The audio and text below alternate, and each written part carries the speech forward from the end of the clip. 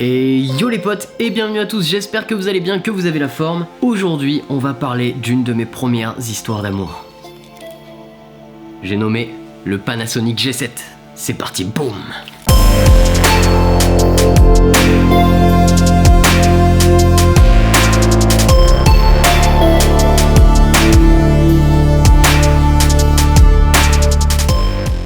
L'idée de cette vidéo, c'est de vous parler du Panasonic G7 parce que je reçois encore énormément de vos questions sur ma précédente vidéo que j'avais faite il y a plus d'un an à propos de cette petite bête. Ça, c'est mon premier vrai hybride, on va dire, c'est ma première vraie caméra, c'est celle dont je me suis le plus servi dans ma vie. Je crois que je l'ai bidouillée de A à Z, je connais par cœur les menus, je connais toutes les fonctionnalités par cœur, et c'est une des caméras qui m'a fait le plus avancer, grâce à laquelle j'ai réalisé le plus de choses en fait. Et puis c'est aussi une de celles qui m'a le plus challengé, puisqu'elle m'a permis, grâce à des outils quand même assez développés, de me faire avancer en fait, tout simplement. Aujourd'hui, le thème de cette vidéo, il va s'adresser aux nouveaux, aux débutants principalement, ou à ceux qui ont un tout petit budget mais qui voudraient quand même faire des choses assez costauds, comme par exemple des clips, des réalisations, des fictions, des vidéos YouTube, du travelling, etc. Et je vais aussi vous conseiller, en fait, sur les usages. Est-ce que ça va bien correspondre ou non à quelqu'un qui va faire de la vidéo de vacances ou pas, qui va vlogger et compagnie. Donc c'est pour ça que je fais ce petit vlog, cette petite vidéo, et j'espère que ça va vous plaire. Alors, on va commencer tout de suite avec le vif du sujet. Qu'est-ce qu'elle est capable de faire cette caméra aujourd'hui en 2018 et est-ce qu'elle est encore worth it et rentable? D'abord, ce qu'il faut savoir, c'est que c'est assez compact. On est sur un capteur micro 4 tiers, c'est Panasonic. C'est une des caméras qui a le plus révolutionné, je pense, le monde du bas de gamme, entrée de gamme, puisque c'est une des caméras qui est disponible à un prix hallucinant pour ce qu'elle propose de faire à l'intérieur. Donc on a déjà de la 4K UHD, ok? On commence par ça, on a de l'Ultra HD. On a ensuite de la 1080p, du coup en 60 fps. On a également un flash. C'est toujours bon à préciser, hein, parce que tous les appareils n'en possèdent pas. Le GH5 n'en possède pas, par exemple. Plusieurs modes, des rafales, des photos 4K, tout un tas de fonctionnalités hyper intéressantes pour de l'hybride, c'est-à-dire photo, vidéo, le mec il vient, il prend ses petites photos, il est content, c'est génial. La caméra enregistre dans des très bons formats, puisqu'on enregistre en 100 mégabits, on va avoir des très bon débits qui n'ont rien à voir, à titre de comparaison, par exemple chez Canon, le 700D qui est à peu près au même prix que cette caméra là, et qui est vieux maintenant, le 700D, enregistre un débit de 20 mégabits seconde. Donc vous voyez, la différence est quand même colossale, puisque plus vous allez avoir un débit élevé, plus vous allez avoir une compression moindre, et donc une qualité d'image supérieure. Ce petit appareil, il permet, là je vais me concentrer principalement sur la vidéo du coup, il permet aussi de faire des choses très intéressantes puisqu'il intègre le profil Cinelike D. Alors le Cinelike D, qu'est-ce que c'est? Le Cinelike D, c'est tout simplement un profil d'image qui est un semi-flat, ce qu'on appelle un semi-flat, c'est-à-dire qu'on n'est pas sur du log, regardez, ça c'est du log, on n'est pas sur du log comme ça, on est sur un espèce de truc un peu plus saturé, un peu plus contrasté, mais qui s'en approche pas loin, et ça va correspondre au profil Ciné 4 par exemple chez Sony, ou au CineStyle chez Canon. Un peu mieux que le CineStyle quand même, parce que le CineStyle est vraiment en retard. Concrètement, rien que ce paramètre là, à mes yeux, pour son prix, justifie l'achat de cet appareil. Ensuite, bien sûr, on va pouvoir noter son écran inclinable orientable dans un peu toutes les directions. Alors le mien ici, moi, il est un petit peu cassé, donc vous voyez, je peux le bouger comme ça,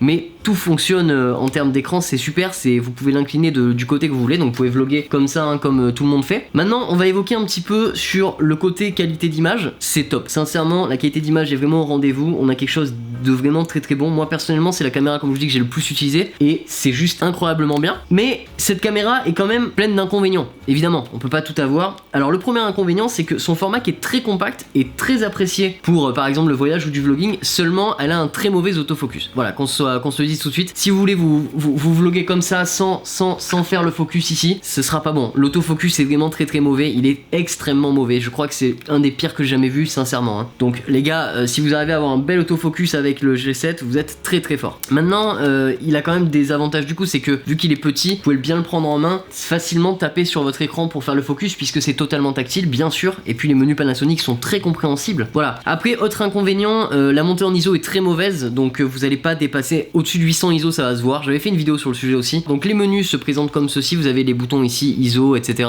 Vous avez également des raccourcis que vous pouvez set, comme ici FN1 et ici FN5. Pas mal de choses en fait à noter sur ce G7 qui sont pratiques pour la vidéo. Donc on a presque l'impression de l'ergonomie du GH5, on va dire. Et voilà.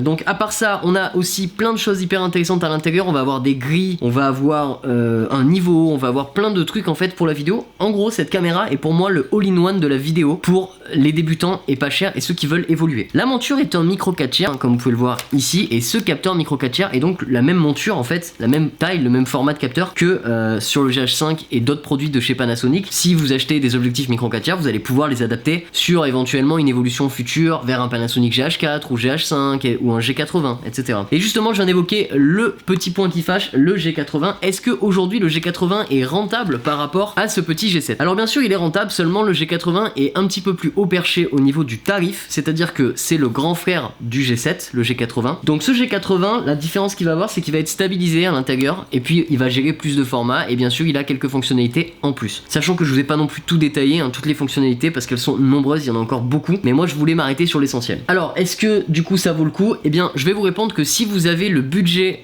du G80 et que vous êtes dans un projet de clip, de fiction, etc., je vous conseille plutôt d'acheter un GH4 d'occasion, qui sera nettement meilleur, nettement supérieur pour ce type de projet. Si maintenant vous voulez juste faire des vidéos de vacances et que vous voulez quand même une stabilisation pour faire de la main levée très facilement et très souvent, alors là dans ce cas là je vous conseille le G80, donc de mettre les 200 euros, 250, 300 euros de plus pour le G80 par rapport au G7. Si maintenant vous êtes chez vous, vous êtes youtubeur ou vous commencez sur YouTube et vous cherchez une superbe caméra pour débuter et qui fonctionne du tonnerre, qui vous fera une super belle image pour pas cher, qui va même vous permettre d'évoluer et de faire des petites intros, des petits trucs sympas, alors le G7 c'est le meilleur compromis. Il est super léger, les batteries tiennent bien, ça coûte que dalle, c'est vraiment excellent. Les objectifs coûtent très peu cher aussi puisque c'est du micro 4 tiers, vous pouvez en trouver de toutes les sortes. Également vous pouvez adapter des objectifs Canon dessus, enfin bref, c'est le top. Ce G7 il sera encore tout à fait valable en 2018 et je pense même qu'il sera encore tout à fait valable en 2019, et tant que Panasonic ne sortira pas un G7 au même tarif mais bis quoi, un grand frère au même tarif, et ben ça ne changera pas. Vous aurez tout le temps ce bon vieux G7 qui sera toujours valable. Voilà les potes. Bon, j'espère que cette vidéo vous a plu. Si vous avez des questions à propos du G7 parce que beaucoup de gens m'en demandent, n'hésitez pas. Moi je vous conseille de prendre le G7 nu et d'acheter à côté le 25 mm 1.7 de chez Panasonic si vous voulez faire de la fiction, ça marche du tonnerre et c'est pas cher. Sinon si vous voulez faire du YouTube, du vlogging game, dans ce cas là je vous conseille d'acheter le kit avec le 1442, et si vous voulez faire du vraiment ultra polyvalent, je conseille d'acheter le kit avec le 1440 qui est vraiment hyper bien. Voilà les amis, j'espère que cette vidéo vous a plu. N'hésitez pas à vous abonner, commenter, liker, partager. Vous avez mon Insta dans la description, vous avez également mes luttes sur Selfie. Ciao.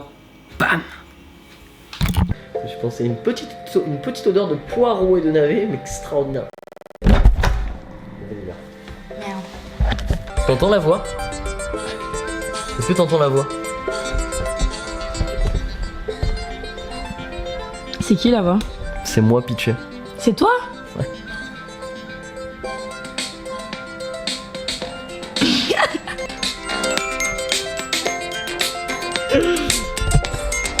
Tiens, ce sera la musique de ce vlog. Voilà.